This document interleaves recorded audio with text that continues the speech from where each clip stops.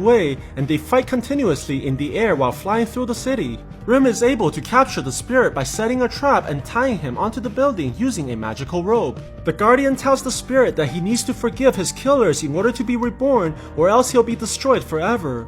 But this only served to remind Sue about how he was buried alive and betrayed by his best friends, causing him to scream in rage and break free by creating a massive shockwave. On the other side, after drinking numerous amounts of alcohol, Dong has decided to give the location of the body to Sue's mother, unable to bear with the guilt any longer.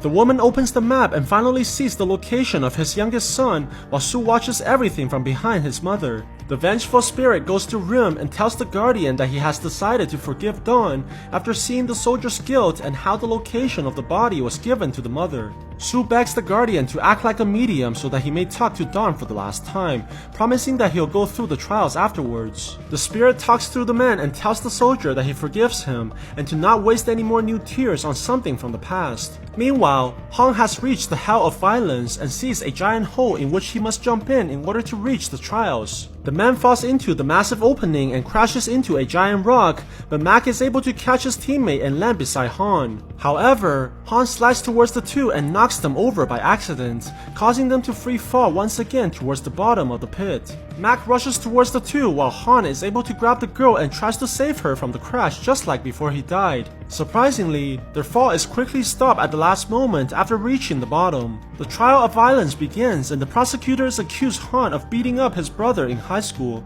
This action was especially unforgivable as the young boy was suffering from malnutrition due to how poor the family was at the time. In fact, Han never sought out forgiveness after the fight as he ran off away from his family the very next day and never went home ever since. The judge decides quickly that the man is guilty of violence towards his own family and plans to send him into a pit where people are constantly hit by rocks as punishment. Seeing that Han is about to be sentenced, Chun quickly demands the judge to hold off the conviction and look at the final trial together with the current one as they're closely related. This play is very risky as it requires the Guardians to forfeit their powers in the afterlife if Han was found to be guilty on the next trial. Unfortunately, the Guardians quickly learn the truth about what happened on that night of the fight. Sue woke up after seeing his brother kneeling before their mom and demands to know what Han was doing, but soon finds out that the boy was trying to kill his own mother using a pillow. Sue tried to stop his brother immediately, which caused Han to eventually drop the pillow and begin punching the young boy continuously with anger.